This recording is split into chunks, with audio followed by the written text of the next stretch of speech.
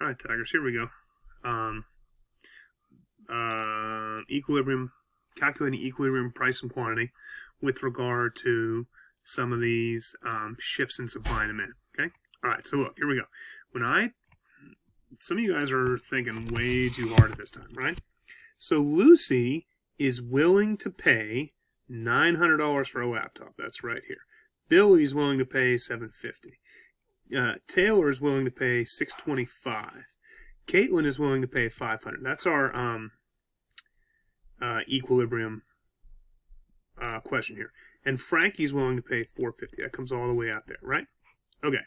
So if I pick a different color here, just to sort of highlight this, Firm A is willing to sell a laptop for $200. Okay. Firm B is willing to sell one for $300. Firm C is willing to sell one for $400. Firm D is willing to sell one for $500, and Firm E is willing to sell one for $600. Okay? So here's the point here, okay?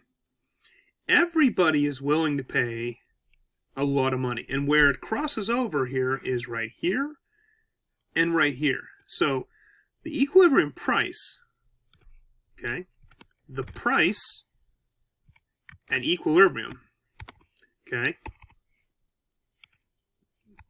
is going to be $500, okay? The quantity at equilibrium is going to be 4, okay? So all you need to do is shade in this triangle right here above, that's consumer surplus, and shade in this triangle right here is producer surplus. Look, Lucy's willing to pay $900 for a laptop. If the price is $500, she's thrilled. Why? Her consumer surplus, $900 minus $500 is $400. Not a big deal, okay?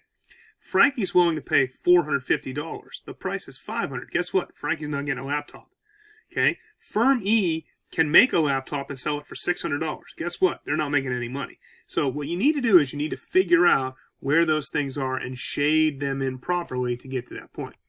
That sort of brings us to this point right here to make sure we're clear. Let's review for a second. Consumer surplus is the difference between, okay, what someone pays and the market price. It's illustrated as the area of the triangle below the demand curve and above the price. Right? Okay. Producer surplus is the difference between the lowest price producer we're selling a product for and, I'm just going to shorten this, the market and the price. Okay?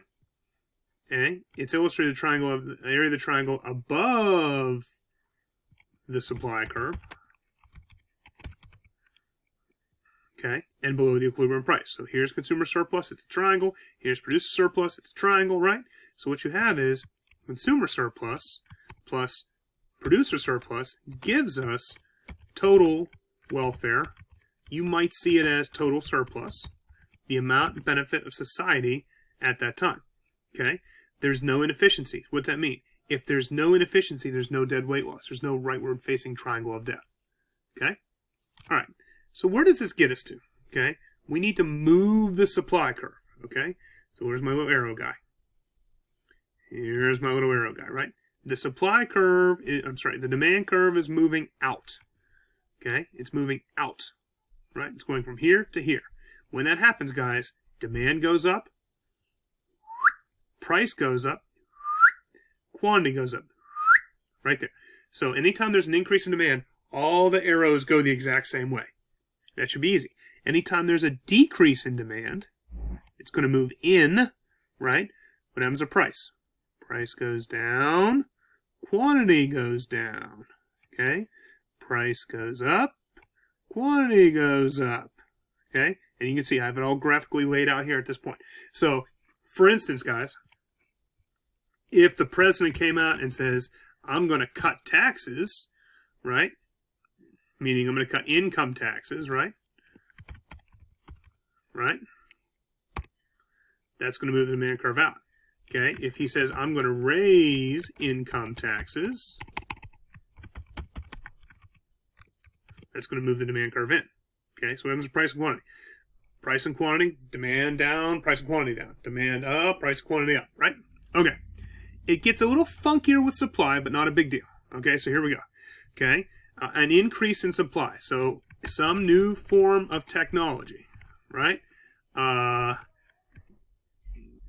Government embargo with China, right? Okay, so what's happening to my supply curve? My supply curve is moving out. Okay, so when my supply curve moves out, the price drops, which is great for us, and quantity increases, which is also great for us. So down here, okay, supply goes up, and this should make sense. Supply goes up, quantity goes up. They both, supply and quantity, always go together. That should make sense. When there's more of something, this should make sense. It's cheaper, okay? Government embargo with China. Supply curve, oh, I went the wrong way, hold on. Supply curve is going to move in, right? So when that happens, the quantity is also going to move in. So that should make sense. And unfortunately, the price is going to go up, okay? So supply, both go down, price goes up, right? So let's see how this works here at this point, right? All right, so draw supply and demand as usual. PE and QE, so we want to see in our graph the equilibrium price. And I have this on the next graph. Does the change affect supply or demand? What causes the shift? And then show me the shift. Remember, anytime we do this, I want to see in or out, right? I want to see an arrow, right? And I need to see the new price and quantity. Okay, let me move it over. There you go, right? Okay, so label the new equilibrium price. What happens to price up or down? Quantity up or down. So that's what you have to answer every time we do this. Okay, so here we go. Okay, and I know I squished this in a little bit, but we're in the burger market. Okay, so let's do this together. Sushi, which is a substitute for hamburgers, goes up. People don't want sushi. Okay, so I'm just going to draw the new curve consistently each time through, and then we'll come back and answer all these questions. Okay, so I'm going to pause and then draw those curves. Here we go. All right, so we're going to work in order here. One, so price of sushi. People want more burgers, okay? So this should make sense now, right? Price goes up, quantity goes up, price goes up, quantity goes up, okay? And I know that this should say Q1 and P1 up here, but I'm hustling through here because it's a long podcast. Okay, new grilling technology. Oh, love it, okay? So supply curve is going to move out. Right? Whoop, there it is, right? So what happens to price? Price goes down, right? Quantity goes up, okay? Price goes down, quantity goes up, right? All right. Price of burgers falls from $3 to $1. That's not going to move anything, okay? What it's going to cause is, okay, let me go to my little tool guy here, right? I'm sorry, I picked the wrong one. Excuse me. What's going to happen? Price is going to go down, right? It's lower than what it is. So what happens here? Okay. This is the quantity demanded. This is the quantity supplied. When demand is greater than supply, what do we have?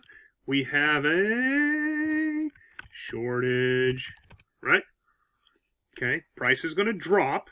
Quantity isn't going to change. It'll be over here at this point, right? Okay, so here we go. Let's go back and do 4. Okay, here's 4.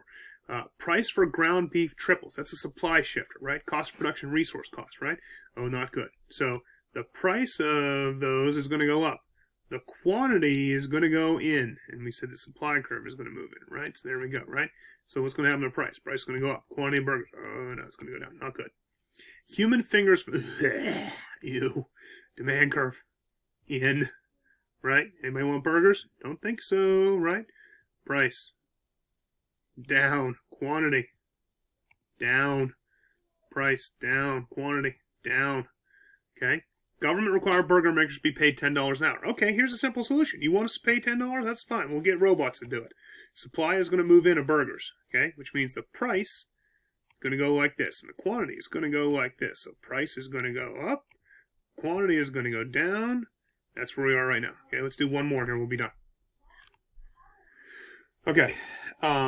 This is the jelly bean market. So what you notice is I have what's happening to price and stuff like that here. Okay, so the price of sugar increases. Okay, so what it's asking you is to find the right thing. Okay, So let's just type these in, and then hopefully you'll be able to fill these out.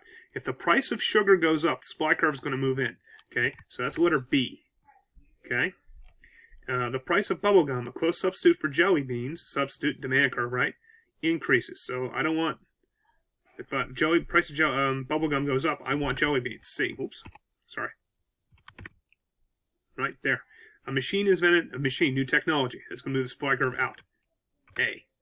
Government places a tax. Government policy moving supply curve back. B. Right? The price of soda, a complementary good for jelly beans. Oh my God, who eats soda and jelly beans? Okay. The price of soda, a complementary good for jelly beans, increases. It's a complementary good, goes up, so demand's going to go in. That's letter D. Okay. And widespread prosperity, more people have more income. C. Okay. So hopefully what you're able to do is, when you look at this, is you're able to quickly say now, okay, B, okay, what happens to price? Price goes up, quantity goes down, right? Demand, oh, they're all the same direction, right? Up, up. Here, supply moves out, which means quantity is going to move up, price is going to move down, right? Government places a tax on foreign jelly beans. Supply is going to move in, down, up. Price of soda, complementary good. Demand, they're both down, right? Down, down. Widespread prosperity, they're both up, up, up. We're going to do some practice with this, okay? To make sure we have everything we need. But hopefully you sort of have a clear idea and understanding of what everything is. Remember, there's a warm-up for Thursday. You guys have a great day. Go Tigers.